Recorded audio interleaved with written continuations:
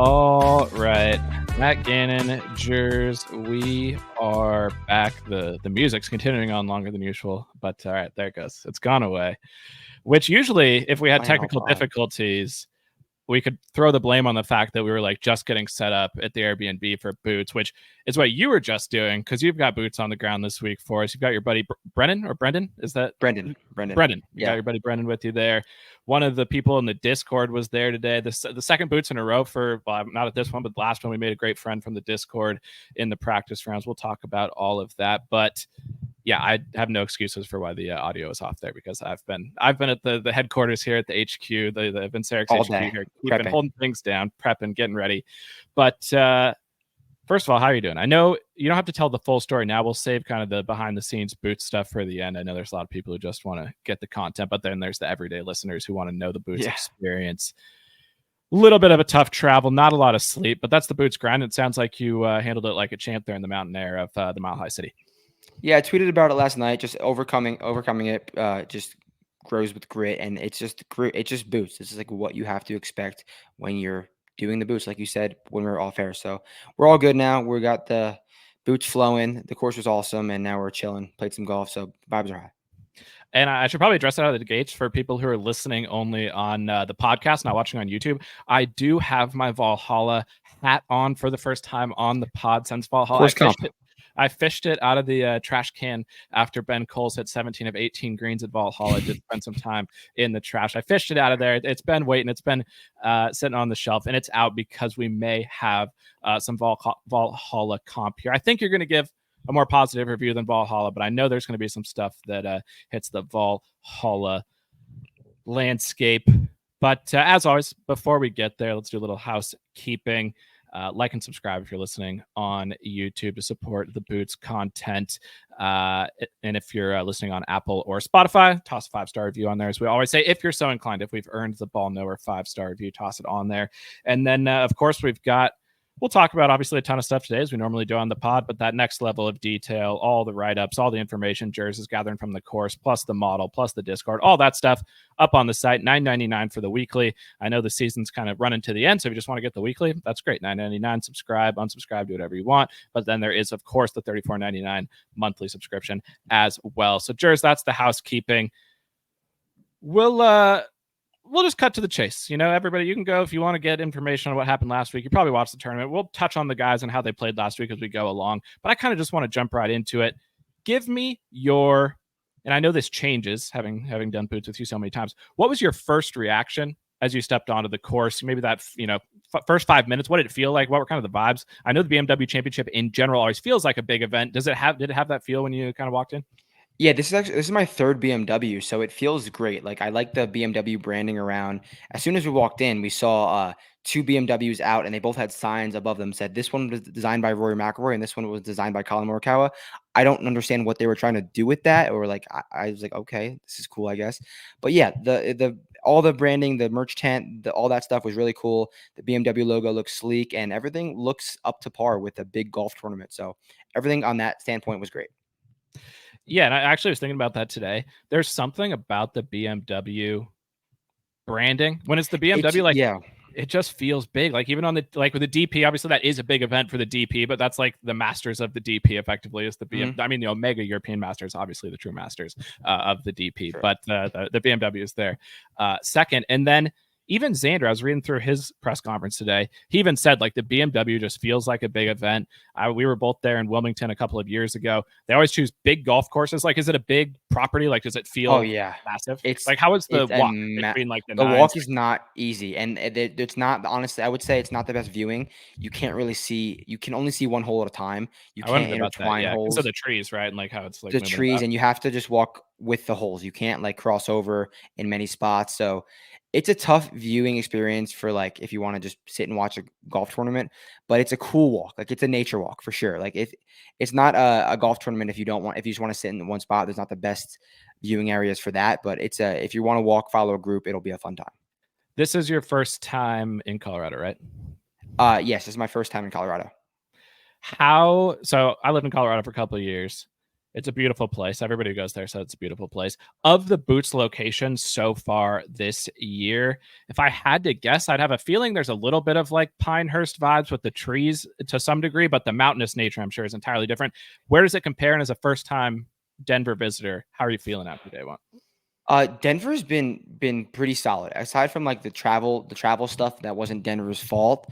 I like the area a lot. I like the views. I've been to Vegas before, and it's like the highways feel similar, just like the really open mountainous Yeah. vibe. But I do really like it here. But I mean, 1-1 Largs. We can't look Right. past Largs. Largs was elite place to stay for Boots, but definitely above Louisville. Um, the Pinehurst area is really really great. But I'm impressed with like the amount of stores and just stuff to do around here. There's a lot of and like restaurants. Like I'm in a great spot, and like I would say this better than I do. Probably what 35 minutes from Denver, like the actual city, 30 minutes. So The golf course? Yeah. no, yeah, like and I'm staying right by the golf Yeah. course. Yeah. Yeah. It probably 35 minutes from Denver, and like there's so many restaurants, so many things to do. So many golf courses. So we have the golf lined up for the rest of the week. We're going to play, and it's a ton of stuff in this area. So I really do like it. Yeah, and I think in general, I've seen people saying it. It's true. I mean, I'm from Seattle. I'm a West Coast guy. We know there's not a lot of, especially Pacific Northwest, but outside of the California swing, not a lot of golf gets out west, even in any capacity. And so it's nice, I think, for the tournament to be out there. What was the fans for Tuesday practice round? Not that there wasn't that many fans. We Yeah, kind of got a little bit worried when we were walking or driving to the course. There was a ton of traffic. And timeout. I have to talk about this. You're going to be pissed about this. The parking situation is crazy. So actually, the shuttle is only 5 minutes from the course, which is a beautiful shuttle. Literally 5 minutes, right across right. the Because street. we've seen this year, we've taken 30-minute shuttles. Like that's the closest you can And park. and Louisville shuttle was 45, and luckily we didn't have to do that. So the shuttle is truthfully 5 minutes. But so we bought a parking pass. We didn't realize we needed one. We thought it was just general parking. You pulled up. We needed to buy a parking pass. Whatever, we bought it. But then when we got our parking pass, we found out that you had to go pick up a parking ticket at a will call booth, like 10 minutes down the road. Thankfully, the guy was cool, and he's like, just pick it up tomorrow. Like, I saw you buy it. So we didn't have to do that because it would have been another like 30 minutes of traffic. It was like a 1-lane highway.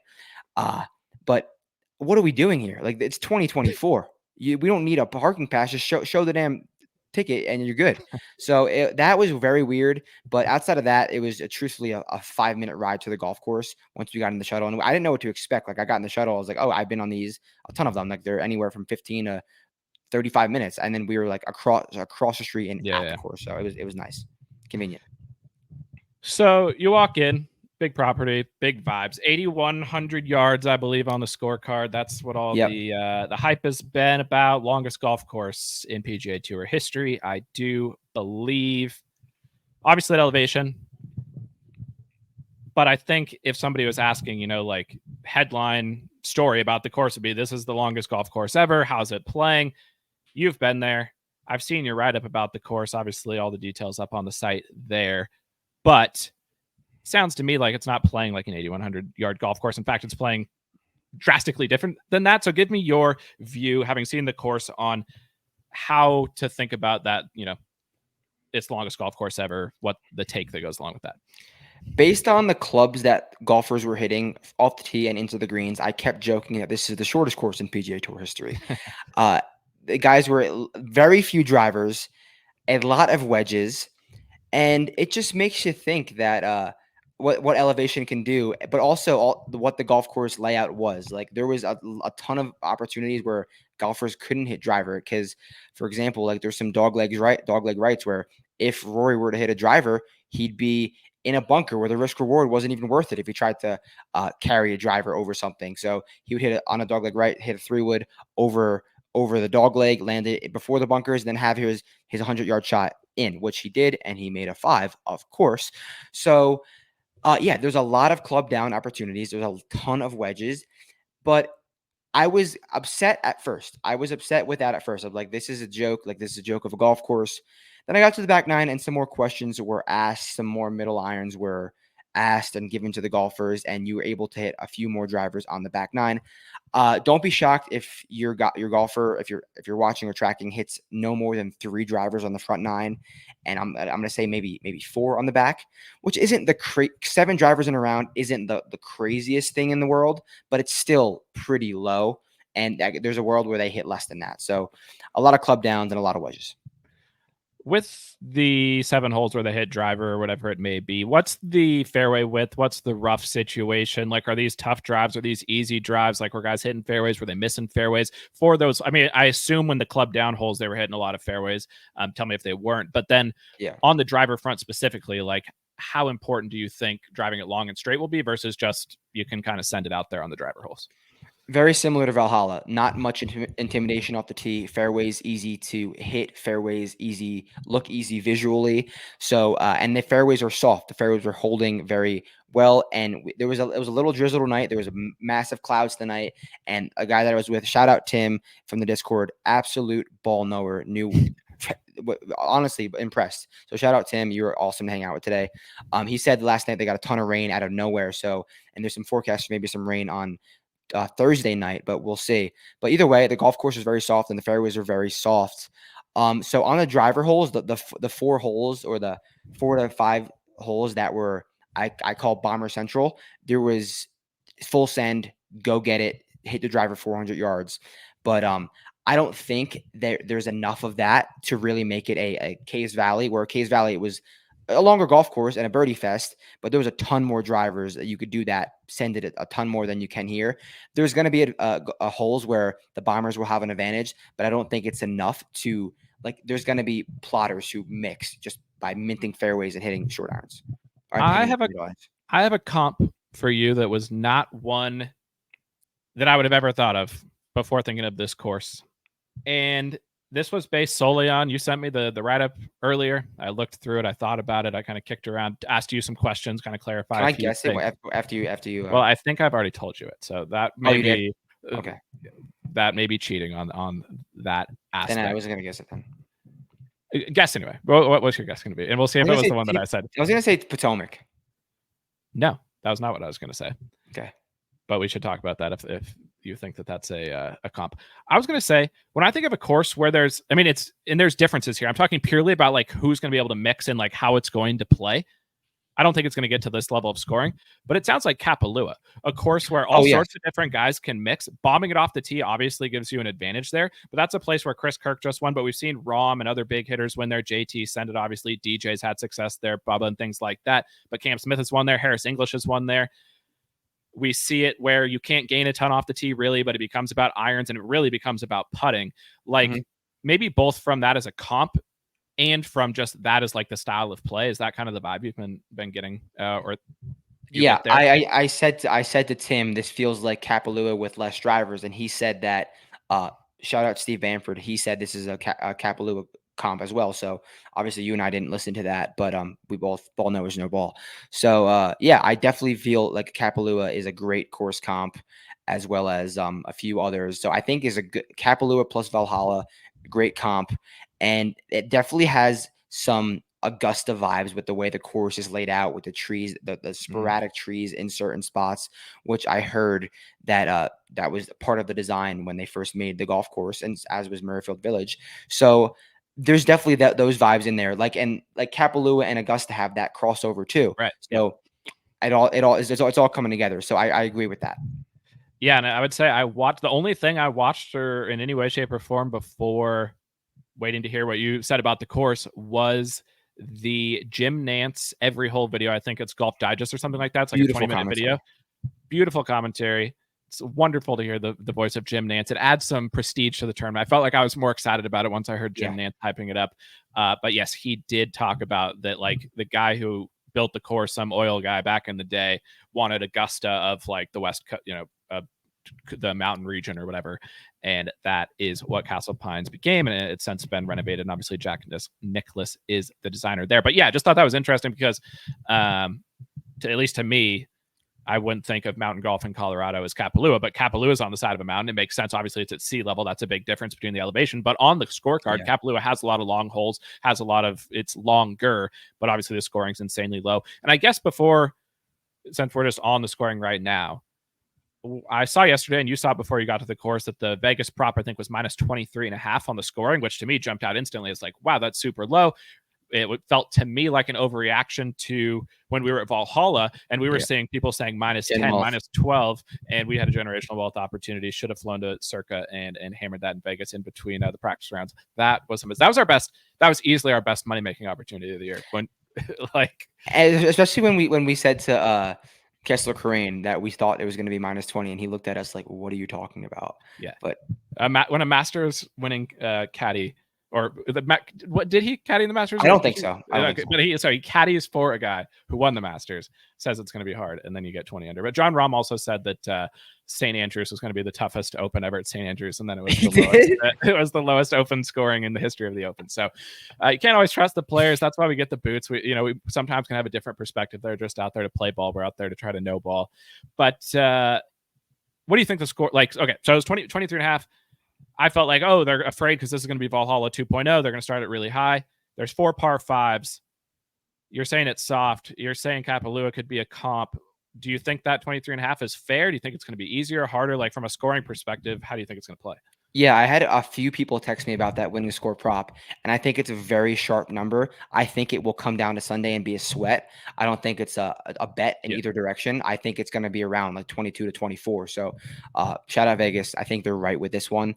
I think someone's going to come out Thursday morning and shoot 30 on the front 9. 1, 2. The minus 1 through 1 notifications this week are going to be at an all-time high because 10 is literally, it's like a 550-yard par 4, but it plays so far downhill. Like Zalatoris on that hole hit driver gap wedge on 1 or 10. 10 on 10, and one's a par 5. Yeah, so, I think they're only going off 1 because it's. Right. But okay, that makes it. But anyway, so on that, and maybe it's easier to talk about the scoring in the sense of kind of the front 9 and the back 9, and you don't have to go hole by hole necessarily if you want to. My camera has like a little blur that's pissing me off, and I'm going to fix it really quick. So give me 1 minute, and while I do that, maybe kick off the front 9 and what it is from a scoring perspective. And you don't have to hit on every hole necessarily unless you want to, but kind of vibes of the front 9, where you see the scoring opportunities. Are there hard holes? Where's kind of the risk reward on the front 9 specifically? Yeah, feel free to cut me off whenever you want to interrupt. So we start off on hole 1, a par 5. It's downhill, extremely wide landing area, and the guys are going to be able to get there in 2. But the thing is, and the thing is with all of these par 5s, it requires a draw into the green. Like, so guys like Rory McIlroy, Cameron Young, if they don't play hole 1 4 under through the week, forever blacklist. Like, I can't pick a better hole 1 for guys like Rory McIlroy and Cam Young, just bombers who hit high draws. So guys are going to everyone will get remotely close, like within 50 yards and have a chip for birdie, but guys can get there in 2. And then hole 2 is no more than a hybrid iron 3-wood off the tee. Everyone will have the same number into that hole 2. It's a flip wedge over some water. 2 under through 2 is well in the cards. Hole 3, a dogleg left par 4 that they said one person hit driver on, and it was Taylor Pendrith. But I thought you were going to be able to hit driver on it, but everyone laid back that I've seen had about anywhere from 130 to 160 in, which plays obviously like a fair percentage less than that. So it's still a short iron or a wedge. Then we get to, and just to clarify too, when we're talking about the yardages here, you're giving the stock yardage, like what the number on the card says. And so when we say, if we're saying, oh, there's a lot of shots from 150 to 160, think of those in your head as 130, 140 ish shots from what club they're going to be hitting perspective. Yeah. So, and then that's a perfect way to talk about hole 4. 255 par 3, plays downhill. Rory hit a 7 iron, and then he said to Harry, I think it's an 8. I know it's Rory McIlroy, but anytime anyone's hitting an 8 iron into a 255-yard hole, you get the gist. So that was just a perfect example of how the elevation change and the air makes the ball absolutely actually fly. This is an aside. This is a curiosity ball knowing question. Mm-hmm. How is the ball flying? Like when Rory's hitting 8 iron, downhill high. 255, is it just like floating in the sky? Like what's it look like versus we've seen these guys obviously play a variety of different courses this year? I mean, it's not like visually like, wow, that's higher than he hit it at Pinehurst, but it's so high, and the ball stays in the air for forever because it's so downhill. And I wonder how 11 is going to look on TV because I just skipped ahead, but 11 is the most downhill hole. 10 and 11 are the most downhill holes I've ever seen, and I tweeted it right when I got there. 11 is a 200-yard par 5, and it plays 155. I mean, And par 3, 200-yard par yes, 3. sorry, 200 par 3. And Akshay literally got to the tee, and caddy said, I got 55, and Akshay was like 55, like it's because it looks so far away, and he Right, hit a wedge or 9-iron into the green. So yeah, those are the first 5 holes. Hole 6, hole and 5. I guess a question on that too. Maybe it's both I'm sure it is on the downhill holes, but in general, like the ball's flying higher, it's carrying longer, it's in the air for a longer period of time. I assume it's coming down at a slightly different trajectory. Like, is the ball just landing on the greens and kind of staying where it lands, or kind of how's how are these greens reacting? No, they're zipping. They're zipping backwards because they're soft, and they're coming in from higher for most everyone, and they're zipping on a lot of shots, even on longer iron shots, even though they're like not really long irons or mid irons. So we're gonna. I mean, obviously this can change tomorrow afternoon, like we always say. Yeah. I'll note in the Discord if the course firms up a little bit, which I mean I hope it does because it would make the golf tournament a little better. But with that being said, the golf course being so soft, the guys are going to learn they can fire at every single flag. They can be so aggressive because I'll touch on the around the green play. It's a joke. It's Valhalla like. They can get up and down from anywhere. And remember, we saw at Valhalla, we said one place was dead on the entire course, and it was behind hole 10, par 5. I saw none of that so far. There was no I mean, there's some water around the greens, but there's no like dead spots unless you're like maybe back right or short right of 11, a par 3, and if they tuck a pin, you're short-sided. But if you're short-sided in the rough, guys were having no more than like 5 feet. Yeah, and that was one thing watching the video, not knowing about the firmness. I was hoping it'd be firmer. Is that it looked like on the approaches on a lot of holes, you're either hitting it in the water, which then you're around the greens are murked anyway because it doesn't matter because you're wasting strokes in the water. Or it seemed to me like there's a fair amount of bunkering where, like, to protect the course somewhat, they're going to have to tuck these pins around bunkers or like in corners by bunkers. Is that what you saw, boots on the ground there? I mean, they were like definitely practice round pins today, so in the middle of greens. Yeah, but yeah. obviously all the guys were playing to corners, playing to tucked zones. So but at the end of the day, I really don't think around the greens is going to matter at all. The greens are going to be so soft. You're going to be if you're struggling around the greens and you have to get to 23 under, you're a mess to begin with. You have to be making birdies. You have to be hitting greens. So, do you want me to touch on the rest of the front 9 holes? Like, yeah, so it sounded like first few holes birdie opportunities. Yeah, like 5 or 6. 3 under through 3 is definitely in play. I mean, 4 is a long ass hole, like I said. 5 is one of the only intimidating tee shots. It's a uphill par 4 that's super tight at the shoot, but then it opens up. But I don't think it's not a driver though. Guys are hitting 3 woods. Guys are laying up to around 165 to 170, and then that makes it an uphill shot, but still a middle iron. And I think that's 6, one thing too. Just to touch on the iron play again, and I know we're kind of bouncing around, but I think it's useful when you talk about the holes. It helps me kind of think about the course a little bit, and I'm sure other people are as well. Is that it sounds to me that when we go to a course and we see these long holes, they're 80, whatever it may be, par 4. Even at sea level, as long as they can get inside 200 yards, I feel like guys are comfortable with their iron play once they're inside 200 yards. Like they'll throw darts from there. And then you take off the 10% or more of the elevation and the elevation on the course and just being at the elevation of Denver. Like when you're saying they're laying up to 160, 170, that's like they're going to be aiming dead at the stick trying to make it, like, basically. It's 160, 170, but it is no more than like an 8 iron and a 7 iron on every single hole. And guys like Rory are hitting so many wedges. And leave this for the Discord, the details, but Rory wedge struggle balls. No surprise to anyone. So that shouldn't even be a concern. And 6 was the hole I talked about in the beginning, that dog leg right with bunkers short right and bunkers long right, where everyone is going to lay up with a 3-wood or a something left of the bunkers and not even take anything in those into play. But Rory flew the bunkers on the right. But at the end of the day, Rory gave himself 100 yards. Everyone else is going to give them probably 150 yards, which is not too much of a difference. I guess it could be of a difference, but I don't trust Rory with the wedges anyway. And then 7's another long par 3, plays downhill 175. So that's another middle iron. Rory hit 9, JT hit 8. 8 is the second driver. 8 is the second driver of the front 9. Uphill par 5 that is super long. I do not think anyone's going to get there in 2. Maybe if you hit 2 absolute mashes, you're going to get there in 2. So everyone's going to have anywhere from 50 to 110 yards for their third shot, which is just a great birdie opportunity and leans more into wedge play. And then 9 is the third driver on the front 9, but it's driver wedge or 3-wood mid iron. You kind of pick what you want to do because it's one of the narrower fairways, but it's still fairly benign. Sahith hit 2 in the water or over the water. It's like the opposite of Quail Hollow 18. It's like the flip to the water's on the right. So that's the front 9. 3 drivers. A ton of birdie opportunities. Then it gets a tad tougher on the back, but still. I had one question on just the holes in general.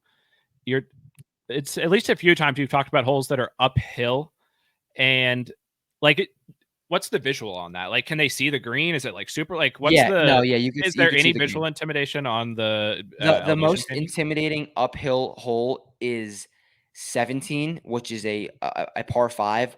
But it's not a long par 5. It's like 550 uphill, and then you'll have like 210 in if you hit a good tee shot, but it's really uphill, tough walk. And strokes gained in shape, I think, is going to be a big key this week because, I mean, although it's playing the yardages, you still have to walk the golf course. Right? Yeah, like, the distance is on the ground. The distance is still the distance. Yeah, like we were feeling it, and our boots and trainee Brendan is in the room icing his feet right now. How many steps did you guys get in today? We did 23K. Okay. So solid. That's a solid opening day. Standard. What's I think our most, we got to close to 30 on one of those. Yeah, okay, we did. We did golf and we did golf and boots. But okay, so front 9 sounds like you could shoot what, 5-6 under if you got it cooking on the front 9. Yeah, so I think someone's gonna shoot 6 under on the front 9, and then make the turn.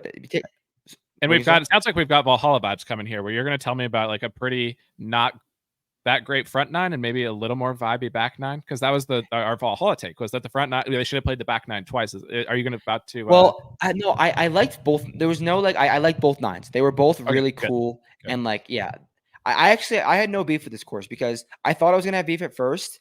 Like, I was like, this is a joke. But then I got to the back 9. I'm like, all right, this is cool. And like the visuals are awesome. Right. Insane. I think it has more, like Valhalla was like 175 every single hole. There was at least some questions. Like, it's going to be easy, but there's at least like some different clubs. There's wedges, mid irons, par 5s. So 10 is the absolute nuke city of all nuke city holes. It is a 550-yard downhill par 5 that you just send off the tee. Guys are like, someone's gonna hit a 400-yard drive on that hole, but then it's a 100-yard wedge. It's like straightforward birdie hole.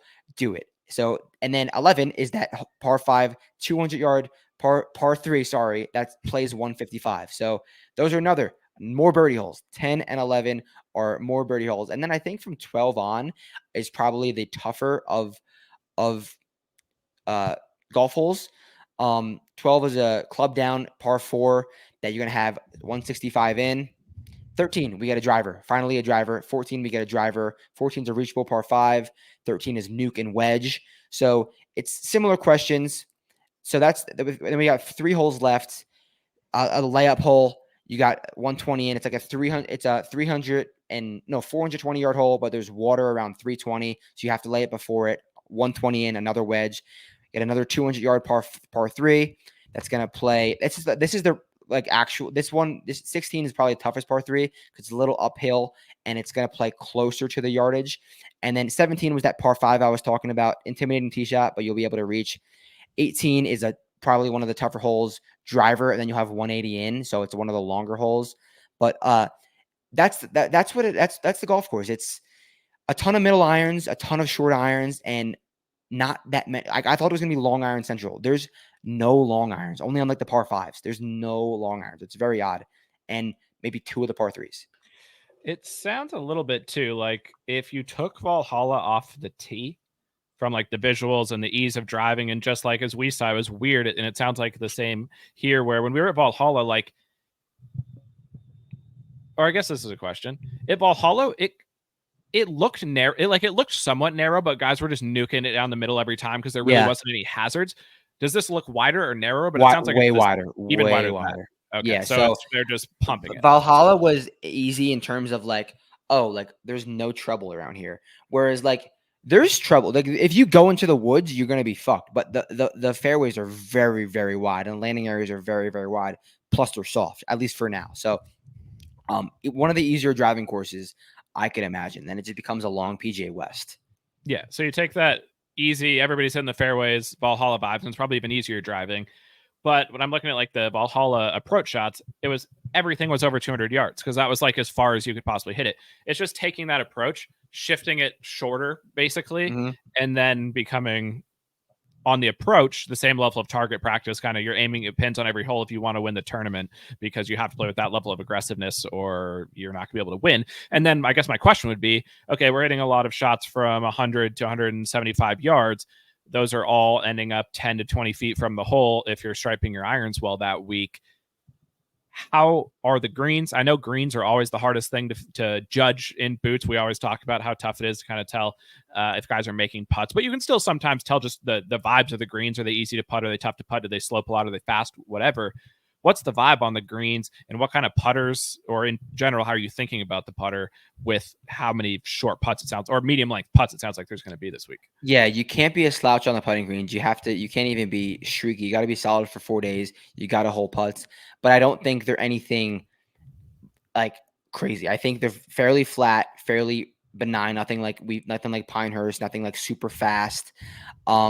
But I really do think the good putters are gonna feast here, and the great around the green players are gonna get like Scottie. I don't know if he'll make a bogey this week. I'm not even kidding. I don't think he'll make a bogey. He will get everything up and down, and the good around the green players are gonna get everything on the up and down, and like the bad around the green players are gonna be fine. So the around the green and the putting is as straightforward as you can get. It just really becomes like I think a straight middle iron and wedge fest. Here's my question on that, because I think it matters for like figuring out who is going to win versus who's going to play pretty good. Because I think like it sounds like it's going to be pretty simple to kind of narrow down roughly the type of guys who are going to play well. But I think to me, it sounds like the big distinction is let's take a guy like Tony Finau, who stripes the easiest T9 of his career. Right. And like he'll be stuffing it to 10 feet, 15 feet on every single hole. But then let's take and Tony's putting a little bit better, but we know Tony's not going to spike putt most likely. Like he's not going to just start pouring a shit ton of those putts in. Let's take a guy like, he's not as good of a player, but a guy like Billy Ho, or even let's say a Thomas Dietrich, a guy who's he's not going to be stuffing it to 10 feet. He's going to be hitting it to 20 feet or, 18 feet, whatever it may be. But then he's just going to be pouring them in and could get just toasty, white hot, unconscious. I can't miss. One of those guys where it popped up on the screen and says he's 98% this week inside 15 feet. One of those weeks. Yeah. Which, if you had to pick between a player who's going to stripe with the irons but is iffy on the spike putting, or a guy who's just okay with the irons and spike putts a lot, where would you go in that question? That's a really, really great question. I mean, I'd probably always lean with the guy who I think can gain 7 on approach, that versus the guy who can maybe gain 7 putting. But there's gonna be a guy, and like I said, there's gonna be a few plotters that are really in the mix. Like that's why I don't think like a big name is like a lock to win. Like I would say it's a good chance a big name wins, but I don't think it's like we do this every week. We know when a big name is a lock to win. I really don't think they are. And also, just look at Kapalua. Plotters are going to mix. Right. It was one of the only huge price signature event winners of the year. It was Kirk, obviously, at a big price there, because when the scoring gets that low, you could just get unconscious. And I think also to some degree, now this is the BMW. This is a big event in the grand scheme of things for the PGA Tour, but I sometimes think it's easier to win birdie fests down the stretch when you're some random guy who's hot. You can win an event by just like making a shit ton of birdies. And honestly, like now Xander's proven he's got dog. He's taking that step, but that helped Xander win at Valhalla, I think, because it was just like pedal down. Let's keep making birdies. You don't have to think about like, oh, if I can just hold on for dear life, I'm going to win. Right. I think that opens the door up too down the board. But that's for me. After everything you've said, after reading it, I'm sure there's other people on the site who are doing the reading and kind of thinking the same things. And I would say that'll be interesting tomorrow to like keep an eye on too, and see if you see some of these guys out there. And obviously that'll be up on the site in the Discord, because to me, that distinction between, is this truly going to be a spike approach winner, or is it going to be a spike putting? Like, can I overlook a guy having, gaining 4 on approach and winning by gaining 8 putting, or do they have to gain 8 on approach and they could win by 4 putting? Like, obviously there's probably a path for both of those, but I'll be intrigued to hear, along those lines, which one you like better. Also, an out nugget doesn't really lead to what you said, but I think someone's going to have a generational driving accuracy week. I think like Brandon BWoo at Mexico, like type deal. Like someone might hit 97% of fairways. My pick in that is Austin Eckroat. I think he might hit every single fairway this week, so he could mix. But the driving is just very easy. It also, like, I get Travie vibes from a lot of what you're saying as well. When we go to Travelers, Tom Kim would play so well here, which is crazy for an 8,200-yard golf course. Well, yeah, actually, my card is done. Tell me, this is my card. It's Tom Kim and Cam Smith. That's my my card for this week. So I'm riding both of them in. Obviously, Tom Kim did not qualify for the tournament, which is unfortunate, because up until about 2 hours, I forgot about that, and I loved Tom Kim because I was getting so much Travie vibes. Because when you go to Travie, they just hit it down the middle every time, and then they all have middle irons and wedges, and they all hit it to 10 feet. And when you watch it, it's literally like watching robots. And we saw Tom Kim basically make no bogeys the whole tournament, except when he 3-putted from like 10 feet. And I feel like it sounds like we could have guys who give a similar performance this week. Yeah, I mean, I don't know if people watching on TV are going to be disappointed if they're not like listening to us, or but they see 8,200-yard golf course, and when they see the amount of wedges being hit, they're going to be like maybe shocked, because I was baffled, and I was like, how is there so many wedges on every single hole? And not even like the biggest bombers, like everyone was hitting wedges. And I really do think plotters are going to mix. Like this field is open. I think it really is open. Which is interesting, because one of the things I wrote up, and this is just a stat, and obviously they change the golf courses every year at the BMW, which opens the door to different. The BMW is awesome. They're not scared to take it. I like the BMW. Like, I think to me, it's one of the best events on the PGA Tour every year, purely from just like, it's the final. It's not full field, obviously, but 50 is more than what's going to be happening when they cut down to kind of the Tour Championship. The Tour Championship's the staggered start, which I think is, they have to do staggered start, or like they don't have to, but it's better than starting at 0. And this is the last kind of full tournament of the year. And I like the vibes of BMW. And it's nice to hear that even though the scoring might not be good, you're getting good vibes from Castle Pines. And I assume it's going to look awesome on TV. Like, it should look beautiful. TV is not going to justify the elevation change. It really will not, because the Jim Nance video didn't. But it is some of the most extreme elevation change that I've ever seen. Just walking in, just the visuals are crazy. Also, the worst news of the day was there's a Pro-Am tomorrow, which I was shocked to hear, because we're so used to doing boots at majors, which is no Pro-Ams. But wow. But yeah, that just shows the BMW money. That's the difference between the majors and the PGA Tour. If there's ever a Pro-Am at a major, the major I could expect it to happen with the most PGA is the PGA, but actually the U.S. Open too. I know I'm not going to give away any person that has given me some interesting info, but I will just say the things I've heard about how much money is spent by the U.S. Open and the USGA behind the scenes on like their partners and like the sponsors and things like that is absurd. So I honestly would not be surprised one day. I might actually say that I would expect the U.S. Open to have a Pro-Am before the PGA, even though the PGA is like the lowest, just because of like the USGA is like money. But back to the BMW, there's Pro-Am tomorrow, so that at least you're going to see all the guys, and that they're tee times, right? That's there'll be a tee sheet in the morning. So we're gonna get there. We're gonna 6:30 wake up, get to the golf course, and stay there for probably like 6 hours. You should be able to see like a good chunk of guys, because at least when they're teeing off. That's the hardest thing about no Pro-Am boots. Now it's going to suck because there's going to be a lot of guys hacking around being yahoos, but maybe you'll see cool people. You'll probably see some cool celebs. Yeah. What's cool is like from doing boots all year, like things stay true. Like Collin, strokes game prep king. Willie Z goes out early by himself every time. Like we walked right by him. Like there was, for some reason, we were allowed to walk right through the clubhouse, and not like right in front of the clubhouse. And Willie Z was walking right to 10, like just head down. I was like, have a week, Willie. Give a nod at super early, and just by himself. It's so funny that people do the same thing every single event. It sounds like also, I think I think, and tell me if you're not seeing this, but I would assume, and even Cantlay was talking about it, like the players are going to adapt to the elevation pretty quickly. Like they have their track mans, they're going to crunch the numbers. Like I'm sure they're vibing the track mans like never before this week.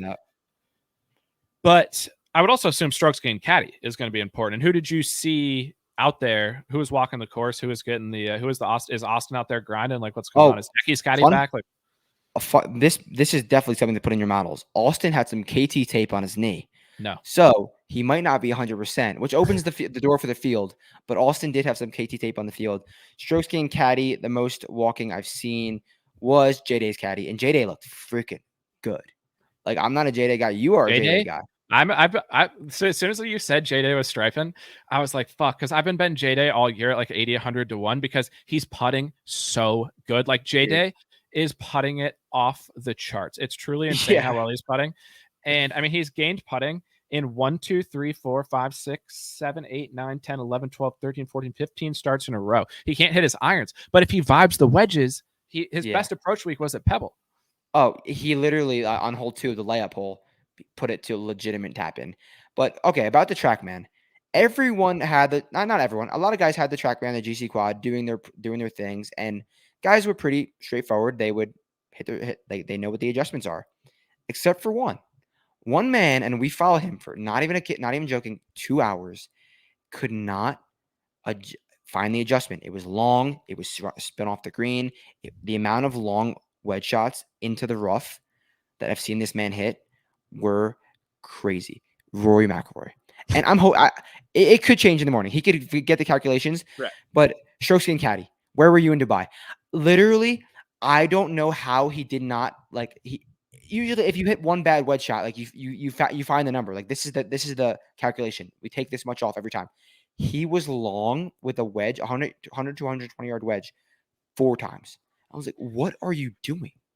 I mean, that's actually a good transition into just the players and a little bit of what happened last week, because you and I were both on Rory last week. Yeah. We went to the top of the board on Rory, something we never do, something I literally don't think I've done in years. And you were there as well. And it was so bad that honestly, I wasn't even mad, because once it got so bad, I was like, and I've said this before, if finishing second after your guy leads the whole tournament is absolute devastation. Having your guy shoot infinity and play the worst fucking tournament of like the season, his career, his career is like so insane. It's like the furthest worst case like variance thing happening, that after Friday afternoon, once it was clear that he had 0 chance, I was like, you know what, Rory, if you're not going to try, like, fine, because at least I'm not getting my hopes up. It's going to happen this week too. But I'm not saying with him, but guys who don't have a chance are going to mail it in. But yeah, and I brought it up because of the strokes gain caddy thing. Like, embarrassing performance by Rory. He has to like. I'll be intrigued to hear what you say he looks like tomorrow, because I hope he's grinding out there, because like you're one of the faces of the PGA Tour and you finished T68. And you weren't even trying, and you're trying like these crazy shots from the trees that have no chance of working. Like, he has to play better this week. I did know this was the most serious I've seen Rory in preparation, because he had to have known like what the hell happened last week. But it was the most serious I've seen him in preparation. But he didn't look good. He didn't miss a fairway, but no one missed a fairway, and the wedge play was just so horrible. And you know what's funny? Remember how we had to take? I don't know if this was about Rory, but we had to take that ex-golfer lashes so hard at wedges, and like he just hits swings so hard and does do a full swing on wedges that it's just like too much. What are you doing? Just hit like a little sawed-off one. Tim, the guy that we're walking with, said the same thing. He was like, I don't know why Rory swings a wedge like a 5-iron. Like he does. Like he brings it around like I don't know what he's doing. And that's the crazy thing about it, is like ball knowers, people who just watch golf closely, are saying like, dude, why are your swing stands out as like it makes no sense with your wedges versus almost every other player on the PGA Tour. You're one of the best golfers in the world for the last 10 plus years. Like, how does it happen? And I guess what would concern me, I didn't mean to start with Rory, but I think it makes sense because we were so wrong on him last week, and like, hand up, terrible call, but it happens. I think I was thrown off because at the Olympics, he gained so much on approach. And like we talked about how good his approach play was. But before that, he hadn't spiked on approach to gain like over 4 strokes since Wells Fargo, that's Wells Fargo. That's where Rory is always good. And before that was Valero. But under 4 at the PGA, under 4, lost at Genesis, lost at the Open, has this huge week at the Olympics, and then obviously was horrific with his iron play last week. Like, he just hasn't been dealt with the irons besides the Olympics, and who knows if the data was even right from the Olympics, because there's a lot of guys who are like way off the Olympics.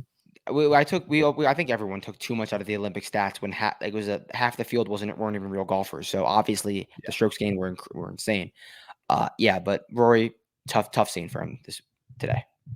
So the question, obviously, it's always, what do we expect from Scottie? Is Scottie guaranteed winner? You said earlier already that you don't think so because of the fact of the scoring, but at the same time, we're talking about a guy with his wedges this year who has been a legitimate joke. And I think this is one of the craziest Scottie stats. Like, when I was looking at this, it's actually insane, because it's really hard. And what happens when you get to these wedge birdie fest is that it becomes hard to hit it that much closer than anyone else. Everybody kind of, even if you're great with your wedges, you can only hit it so much closer than somebody else. Scottie approach proximity from 50 to 125 yards this year. His average distance to the hole is 13 feet 4 inches. The next closest guy is Hoagie at 15 feet 6 inches. And then, so he's 2 feet and 2 inches better with his wedges than the second best player on the PGA Tour. And then the difference between Hoagie and the next guy 2 feet away is, so we've got to go from 15.6 to 17.8.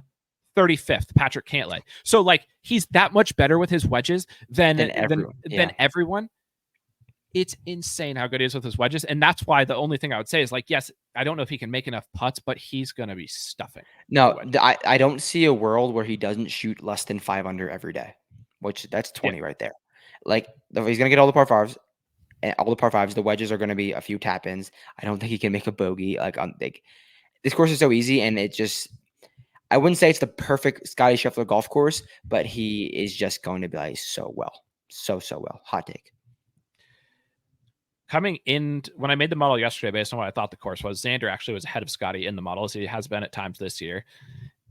And then when I switched it, Scottie went to number 1, Xander went to number 2. Xander's wedge numbers specifically are not great. Like, the courses he's won on Valhalla, we just talked about all the long irons. There was a reasonable amount of tough iron shots and long iron shots at the Open.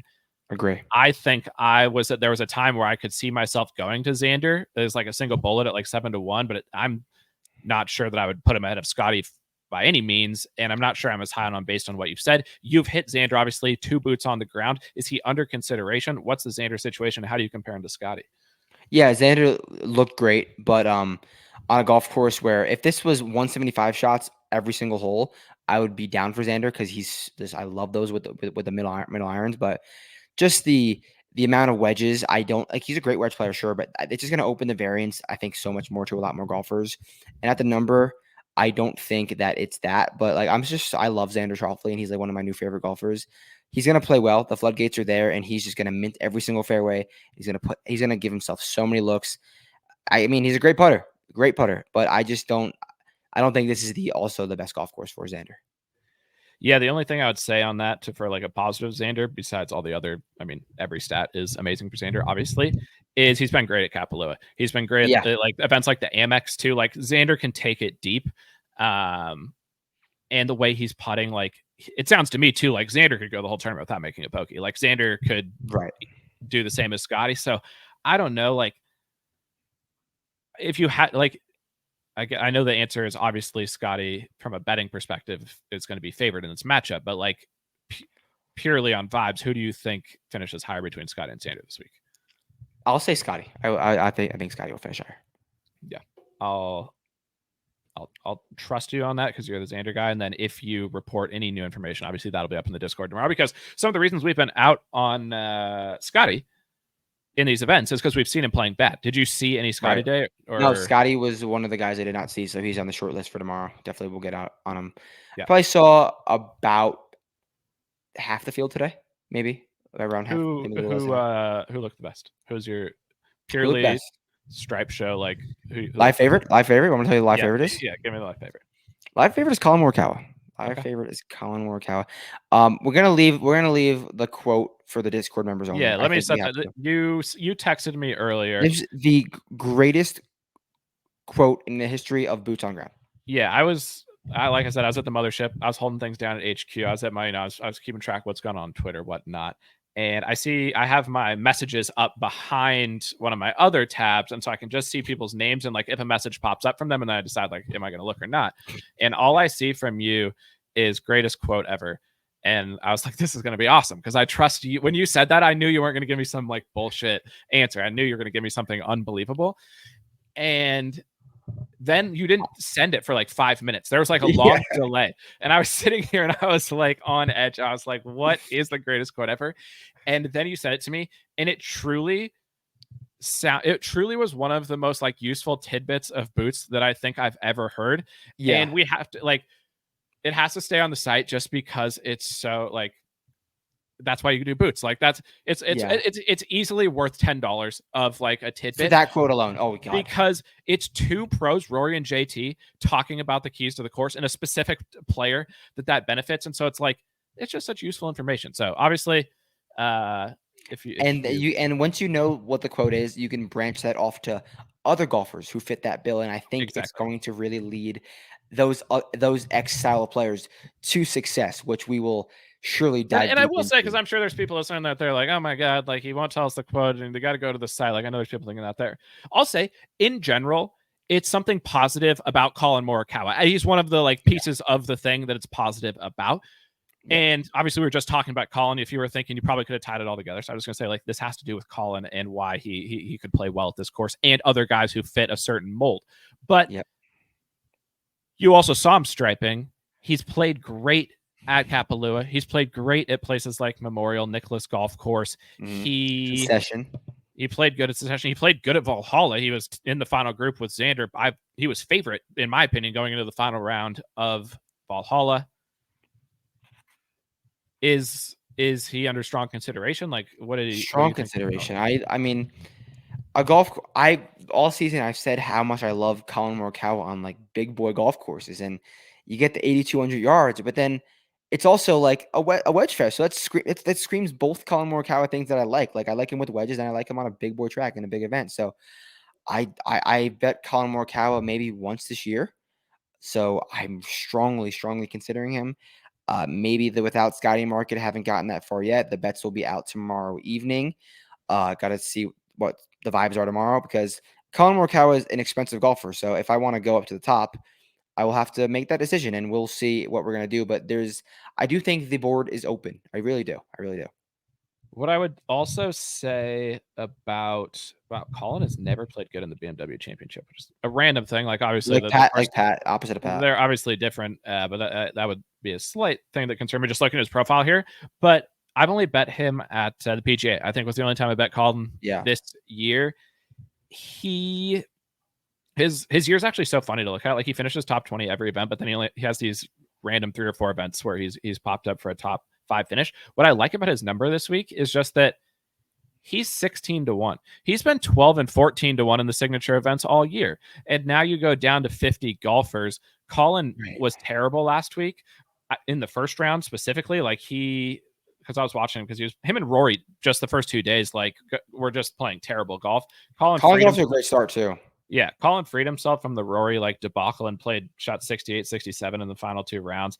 Didn't hit the ball well at all. But if you're telling me he's hitting the ball well, like Collin would be a guy that especially if you're seeing boots on the ground reporting and telling me that he's hitting it good. His coach was there. His coach, I guess, flew in. I forget his name. I forget Collin Morikawa's name, but he was there and they were grinding and they didn't look like they were grinding in a bad way. It looked like they were just putting in solid work. And we've seen him grinding in a bad way. We know bad Collin. So he did not look like that golfer at all. This is like I knew this was going to be a great pod because I was excited about it because I needed to. I don't know, like I know it's up on the side. We talked about it, but like hearing the vibe from you has been incredibly useful. And now it leads me to want to talk about a few other guys that when you told me about the course, I started to think about it. I started to think about guys that I wanted to see who can spike with the irons and with the putter. Maybe they've got a little bit of distance. Like I know we're not saying distance is that important, but on the par 5s, if a guy can send it out there and score on the par 5s, like that's not going to hurt because even on the club down holes, then they'll just hit the fairway with other clubs. He's played great in the BMW. 2-time winner. He's coming together at the right time. Patrick Cantlay is playing some of the best golf of his season right now. his coach, I think it was an event or two ago, I heard him said like he is hitting the ball the best that he ever has. I know he was like Really? off his game, but he's found it and he is striping. And I questioned that. I said, I don't believe you. This is a flash in the pan. And since then, he hasn't been like hitting it amazing. But last week was his best driving week since last year's BMW. So he's getting the driver back in form. The irons we know with Patrick Cantlay can spike at any point, especially if we're taking dead aim at the pin every single time trying to make birdies.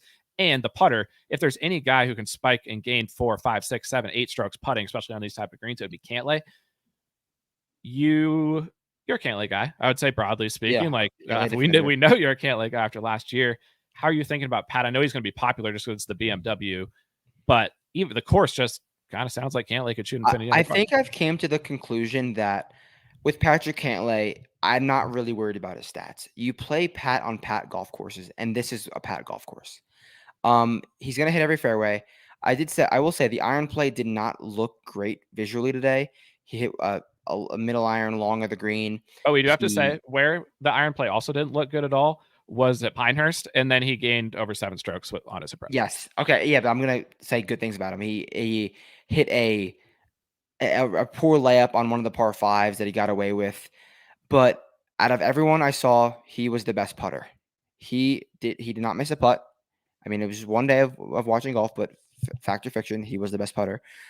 Fact. And that's when I want Patrick Cantlay. When he's driving the ball well and he's making a ton of putts, if the iron play follows, it follows. So, and you give me Cantlay too on a course where there's some POA in the greens, the bent POA mix, like he could gain infinity strokes putting. So he was a guy that, like, coming into the week, I knew he'd be popular. And I guess question on the popularity front, I know there's people probably out there wondering, maybe BK specifically, maybe even me. We've had back-to-back most tipped winners, Jers. Decky was most tipped. He was either first or second, I believe, most tipped. I can double check that. I'm pretty sure. Back-to-back chart winners. Either way. What's your current stance on the chart situation, broadly speaking? Like, are you sticking by your guns? Will you be considering the chart this week or no? The chart was funny this week. I mean, even my best friend Brendan, he knows how I am, and he looked at the chart and started dying when he saw Nick Dunlap most. I was going to say it was a funny chart for sure. So, I mean, I'm not going to go deep into the chart. The chart has got 2 straight winners. The chart has 5 winners on the season out of 37 events, I believe. So they haven't gotten. They've had a good year. They had a good year. So I'm not going to be betting the chart. You know how that goes. But But honestly, the guys on the chart weren't really guys I was even considering. So I don't think. I was happy. Hideki was second on the chart last week. Who was first? Was it Ludwig? It was Russ who did not. Oh, that's right. That's right. Do you like Russ this week? He's a guy yeah, I do. Okay. I like those style of players. I do. Speaking of the chart, let me just bring it up and shout out obviously to Golf Tips Checker. He does the chart. Yeah, greatest account on Twitter. Yeah. Follow him for the chart, obviously. Dunlap is first on the chart. First of all, I'm glad we're talking about Dunlap because even though this is the Boots pod, we need to Vic lap Nicky Dunn's performance at the FedEx St. Jude Championship, Jers, because no one is higher on Nick Dunlap than us. I was so ready to quote tweet my Dunlap plus 375 to break Jack's record. If he had won the tournament, or maybe even finished second, I was ready to rip that's down to plus like 150 take. It was wonderful to see Nick up there in the mix in a big event. Next year he's winning something big for sure. Yeah. Oh yeah. He is such a stud. Like, truthfully, when we saw this man at Valhalla, he looked like the most professional guy out there. The way he carries himself is the second most professional behind Collin. Besides Collin, and 2-time major champion. Yeah, exactly. So Nick Dunn, he's finally coming into his own, and it was just. But also a take that I want to hear your thoughts on that Tim brought up, just an absolute ball number. It was a pleasure hanging with him today. A lot of guys, I think, are happy to be here. They got their 50, they got their guaranteed money, and Nick Dunlap's reaction after he was, I don't know if you saw the PGA Tour video, he seemed very happy to be here. So, yeah, obviously he wants to win. Making it here made his life so much easier. Like, so much easier. Helped him you so much. All much. the events, you get so much more money. So, how many of those guys are like, I'm just here to play golf. I'm here to collect my free money. I think there's 15 golfers that are at least in that category. Yeah, I mean, I think it's somewhat difficult to guess ahead of time who those guys are, but I will agree with you that there's going to be guys after the first couple rounds, and I don't know. Maybe there's a way to Well, target this probably Rory, in yeah. like matchups or props or whatever, underdog things like that. Like there could be guys in the third and fourth rounds who pull Rory's and just absolutely mail it in down, and you could make money off of fading guys who just don't give a fuck in the final round. So I think there definitely will be guys along those lines. And Nick Dunn, what did his odds move to? What is he right now? 65 maybe? Could be wrong. 70. 70. It's not, Okay. whatever. It's not terrible. Like In a you're 50 telling me, man field. you're telling me around the green doesn't matter, and you can just hit your irons and make a ton of putts. And you need who to make. Who did we bet at Valhalla? And who can make a fuck ton of birdies? Nick Dunn. So like, I'm not gonna. Cup. I said MX too. Yeah. So and the chart's hot. So I have a hard time arguing with Dunlap. Wyndy C actually, and the guy I was going to bring up with Cantlay is the other guy that I really liked is coming up on the chart. So we'll get to him in just a second. But Wyndy C, I don't know if you've heard this, but Wyndy C is from Colorado. Is it a fact? Is it? No, it's a rumor. I don't know if it's true okay. or not. We're hearing a lot about that. Rumors are he had welcomed you at the airport. That's also that was so hilarious. That was so yeah. He I heard he hung out with the Broncos this weekend, so they might like the Colorado guy. But when has the home game ever worked? So you're out. You're not playing the home game card. Yeah, I wanted to bet Wyndy C in a matchup with a golfer that I'm fading this week, fading hard. I've never seen someone look worse in a practice round than I saw this guy today, but I couldn't pay the juice on Wyndy. But I don't have when he's gonna hit every fairway. He hit his irons well last week, I believe. So and if you look at his stats, he's been playing really good in round fours because Brendan is a Wyndham merchant like as you are. So he was telling me that Wyndham's got to figure it out in rounds 1 through 3. So, and what I like about Wyndy is he's second in fairway birdie or better percentage. Like when Wyndy's in the fairway, he makes birdies, and he's from 50 to 125 yards, so wedges, he's sixth, and in birdie or better conversion. So just like if you have a birdie, he'll make an eagle too. Do you make it? He is first in birdie or better. So like when you told me about the course and I switched the model, he moved from like 15th up to like 7th in the model because it became so much about. So it's Where's odds? Wyndy C 40? is that's the problem. He opened and he's come down a lot. He's 28 now. Yeah. 28. That's crazy. But you'll obviously report back on what you see from Wyndy C. He's going to be familiar with the course. There's no doubt about that. This is the guy who, to me, it just like it's so obvious that it almost makes me uncomfortable. But that's how I felt about Hideki last week, and then I didn't bet Hideki, even though it made all of the sense in the world. Viktor Hovland. He's back as of last week. We've been watching him. We've been monitoring him all year at the boots, and you didn't see him today, I don't think. But I'll want your Hovland take because we've been watching him closely. He's been striping it off the tee this year. Like he's been the best driver in the field over the last over the last few events. Going into the events, he's been the best driver, and we've seen him at these practice rounds starting to look better. He's even talked more confidently. He's like, I'm finding my game. I'm hitting it a lot better now. And he flushed it last week. And if you look back at Hovland's career, when he starts flushing it, he tends to just keep flushing it. Yep. And he did that at the PGA run. He hit it good at Wells Fargo, hit it good at the PGA, hit it good at Memorial. The problem then was he couldn't putt. He missed all those putts at the PGA that probably cost him the tournament. And then he did not putt well at Memorial. He did not putt well at Wells Fargo. He has been putting a lot better. He putted good last week. He had a nice little stretch at Travelers and at the Scottish Open where he putted well. If around the greens isn't going to matter and we just need to make infinity birdies and hit all the par fives and 2 and make some eagles just for the heck of it, it's so obvious. But like, why not Vic it? He's 20 to 1 on Vic. Yeah, that's a good number. Wow.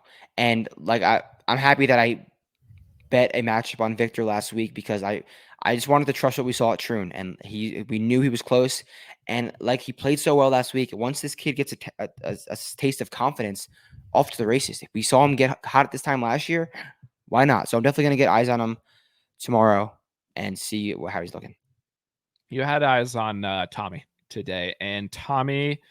Actually, when I saw the odds, he was 30 to 1. He's 28 to 1 now. When the odds first came out, I was like, not bad. Tommy at 30, finally in a small field, like coming off a generational tee to green performance. It sounded to me like Tommy was playing just like his stats from last week. Identical. If we can get tee to green markets, which we might in the future, Tommy would be around 4 to 1 this week to lead the field tee to green. Absolute stripe show. I've never seen someone hit a driver off the deck more solidly, and I posted a video of it on Twitter. striped. And then he proceeded to miss 3 straight 7-foot putts. And he went into his bag and grabbed a special pair of sunglasses. They didn't look like regular sunglasses. Put his hat backwards and read the green like it was very weird. And then he missed the putt, which I also videoed. Something's going on with the putter, and like Tommy's generally not the worst. Like he's a fine putter, but he's just putting really bad right now. Here's a guy I got a question about. I know you haven't seen him, but just I want your opinion on him in general. Aaron Rye's 50-1. Aaron Rye has been hitting his irons. His back-to-back week of iron play might be the best of anyone the whole season. Like, truly unbelievable. We know he's gonna. If you're telling me that somebody could hit every fairway, Aaron Rye could hit every fairway. Aaron Rye could hit every fairway. He could hit every fairway. And we saw him make all those putts in the slower bent grass courses over the summer at Rocket and things like that. What are your thoughts on Rye? Because just when I saw him at 50, like I'm probably not going to bet him. I don't really feel like he could win, but it makes sense. And the numbers. Can he get to 24? I think he's another solid DFS. He's going to be chalky again. I haven't been on this Rye chalk train at all. I don't think I can now. At the Byron, you shot 20 under at the Byron. Wow. Yeah. What about Pendy? What about Pendy? Because Pendy has been playing amazing also, and Pendy T3 in Colorado last time is 100-1. And Pendy, we talked about him I don't know if we talked about him last week, but he came in off back-to-back fifths, played good at Barracuda, which is at elevation, and he is putting now and striping his irons, and the distance will help him. Like, what about Pendy? Pendy was 8 under on Friday morning at the St. Jude, and he just fell off a cliff. I'm not sure what happened, but he was like firmly mixing after a great round 1, and then he just fell off a cliff. Yeah, especially when the marshal said that Pendy was really aggressive. I thought that was cool. Just go get it. And he still has to play. He still has a lot to play for. I like that he's President's Cup. He's not a locky yet. Maybe. But he still has a lot to prove. So I like Pendy. Yeah, and I just brought him up because you were talking about Rye, and I looked at the Rye leader or at the Byron leaderboard, and obviously Pendy won that event at 23 under, and he's just been playing so well. And if we need to be going low, I think Pendy is a guy who has no problem making birdies. I don't know if you saw him today or not, but you just mentioned him. He is our guy, or I think he's more my guy. I posted in the Discord last week that Akshay posted a hype video on his Instagram story. And when Akshay posts a hype video on his Instagram story, he tends to play well. I think he did it at Valero. Obviously, he won there. I've seen it a few other times. He tends to play well. And so I said, we need to monitor the situation this week, see how Akshay plays. He was not playing well. He'd come off a T64 cut. He played well last week, Jers, at the FedEx St. Jude, T12. Kind of got everything going again. We love Akshay when he gets the wedges in his hands. He could hit every fairway. Akshay could hit all 100% of the fairways this week. What's the Akshay vibe? Because and the reason I'm just talking about some of these guys is obviously the question is going to become who of the guys at the top of the board do we end up going with? And I don't know right now. And I think you need to see more guys, and we'll obviously have that up on the site. But there's just some guys down the board at big numbers, and where it's like we're talking DFS, we're talking maybe you bet them at 100-1, where we always say this. We don't need to see the 100-1 guys necessarily boots to bet them if we think they fit the course. It's like seeing between the best players and the top guys. But Akshay is a guy I know you might have had a good write-up on. I can't remember. When I think of wedges and making a lot of putts on flat greens. Akshay. Yeah, I actually followed Akshay for like 4 holes today. Maybe even longer. I'm pretty sure I gave him a write-up. If I didn't, I'll go back. I think you did. But yeah, so going into the week, I was like, I'm not too high on Akshay. I like him better with wedges than I do with long irons because I thought going into the week it was going to be a ton of long irons. And then after being on the course today, after watching Akshay, after watching the course, absolute stripes. He hit so many. He was so precise with the GC quad too. He hit like different style of shots, and they were all good. Like they weren't like a horrible shot, and then it was like all right, let's fix this. It was like a good shot, then like another good shot. And Sahith asked to borrow his TrackMan GC quad, whatever, because Sahith was so not dialed. Like, I need this real quick. So them two played a practice round together. Shout out the future of American golf, Akshay and Sahith. But yeah, Akshay was absolute stripes. And Akshay won the Barracuda. And the Barracuda is, I believe, in the mountains at elevation. People are saying and there's a rumor, and Collin Morikawa also in the Barracuda. So yeah, lots to like there. Ches Reavie and Eric Van Rooyen. Yeah, it's a shame EBR is not on the field this week because I'd probably be on him for sure. Yeah, I put him in my model. I put South Africa in my model, and people asked if it was Eric Van Rooyen, and I was like, he's not in the field. A couple more. We'll go about 10 more minutes because we got to get this up for the listeners. Because right now we're recording, we're not live like we usually are, so there are no listeners besides ourselves. But a guy that I've been curious about. One listener, he's in the room. Who is his lean right now after being to the course? Or like ask him like right now. Yeah, I'll text him. He'll circle back. Yeah, circle back on that. Maybe get in the Discord. You know, and the more opinions, the better. So I want to hear that too. But and I know he's a Wyndham guy, so I really need his take on Wyndham specifically. But Ludwig's out to 25 to 1 on Bet365, 25 to 1 on Lud. He did not play good last week. He hasn't played great since he got to the final round with the lead at the Genesis Scottish Open. But this is one of the higher prices Ludwig's been in these type of events. And again, there's only 50 guys. And one thing that we've talked about that we on the site that we like about Ludwig this week is it's a new golf course for everybody. That disadvantage that he's had at so many courses this year when he has to learn it, and he has a course history disadvantage. Like there's so many courses where a first-time winner hasn't happened in 30 years because like it just doesn't happen. He doesn't have that problem this week. He has played good in the wedge tournaments. What's the Lud situation, and are you interested in at 25 to 1? Definitely interested in Lud. Definitely have some questions with the wedge situation, but I got to see. Like at first, I thought that tee to green, the long irons made a ton of sense. We got to see him tomorrow because I like him on, like I said, new golf courses. I like him on just go get it mentality. He can make a ton of birdies, so definitely considering him. But we will see tomorrow. But I got Brendan here. I'm gonna give him a minute to talk about his early lean. So here, get over here. Put that phone in. Let me in here. All right, 1 minute early lean, like from after seeing the course. All right, what's up? It's this is Brendan. Yeah, we got the boots intern on. Brendan is Jers's buddy. He's got boots, and he's given us his early leans, his 60-second take on what he saw out there at Castle. All right, 60-second take. Immediate comes to mind the Rory JT conversation. You can't talk about it. Can't talk about it. All right. He knows. All right. I like the guys. That's how good of a conversation. Such a good nugget. You don't need to know about it, but I like the guys that can swing driver freely. We got on the property and we thought it was just bombers. No, a lot of layups, a lot of guys like some of the positional guys, even Russ. I like early lean Russ. Oh. Morikawa, love it. Swinging driver freely with the low ball speed. Let's see, Akshay with the wedges. We're just talking about like Akshay a lot. Trying to think further down the board. Here's a guy that I'm gonna ask Jers about after I get your take on him because Jers has the Willie Wilcox connection. But what about Sungjae? Sungjae hits the fairways and can make a shit ton of birdies. Makes sense. We didn't see him. Didn't get to see him. Yeah. But, what's the? I saw you went past a Wilcox Street though. Is that? Yeah. that could be part of the model. He might own Centennial. We'll see. Oh, I asked Jers about. Here's a positional guy, Aaron Rye. What's the deal with Rye? Can Rye get it going this week? I don't think he could take it low enough. That's fair. That's what we're talking about. I don't think he can make enough putts. But it sounds like you're the Wyndham whisper. I've heard that before.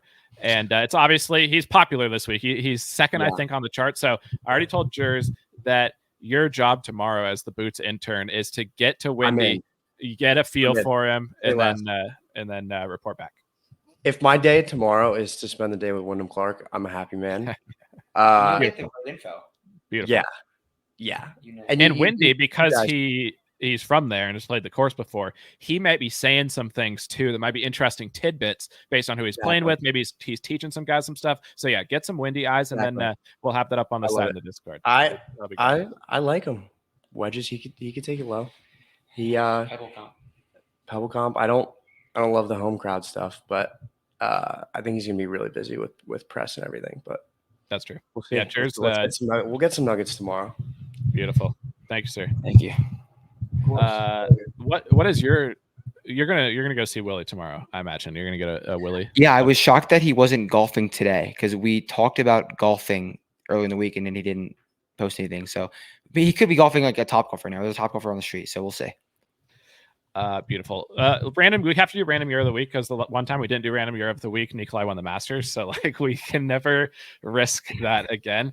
I have one. I've had a random year of the week since day one. As soon as I started thinking about this course, he's not actually Euro, he's Canadian, but I guarantee you he'll be caring a lot about this tournament. Adam Hadwin. Adam Hadwin is the randomest golfer that exists probably on the entire PGA Tour. It's really hard. It's really hard to know if and when he's going to play well, but I bet him, I think, only once in the last couple of years, and it was at the Rocket Mortgage where he almost won the tournament. And want to know what you PGA West comp? Go low. All the other comps. I think Shriners is a great comp this week. Like it's at, even Xander said Summerlin reminds him of the elevation, like the adjustments of Summerlin he was making here. It made it easier for him to adjust. The scoring's the same there. Like you got to go low bent greens. He always plays good at Shriners. He played good there last year. That's Tom Kim. Also plays good at Shriners. So does Patrick Cantlay.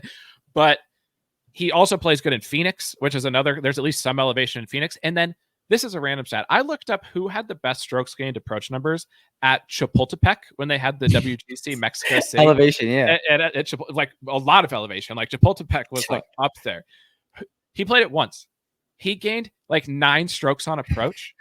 Adam Hadwin. And Hadwin's best approach play of the year, Memorial. He gained 10 on approach at Memorial. Dude, another Nicholas course. So long story short, my random year of the week is Hadwin. And he could easily play terrible because he's the randomest golfer ever. But like Hadwin could also finish second or third or get right up into the mix. Adam Hadwin is my random year of the week, and I had to just get that out because Hadwin's burning a hole in my pocket this week. I'm excited about Adam Hadwin. Yeah, I mean that was a great take. I don't even know if I could follow a random year of the week. I'd rather just give like a Maiden Himmerlin pick. But yeah, that was some takes. So it's a huge week for the Viking Cup. There's no Danes in the field this week. Actually, we need to quickly talk about the Danes. Actually, first Dietrich. Could Dietrich get lights out with the flat stick? Yeah, that's his only path. He's got 20 footers all day. But random year of the week. I told you earlier, I think, or I wrote it down. Xander was teaching Stevie Eggs how to chip. Stevie Eggs finished third in Colorado last time he was here.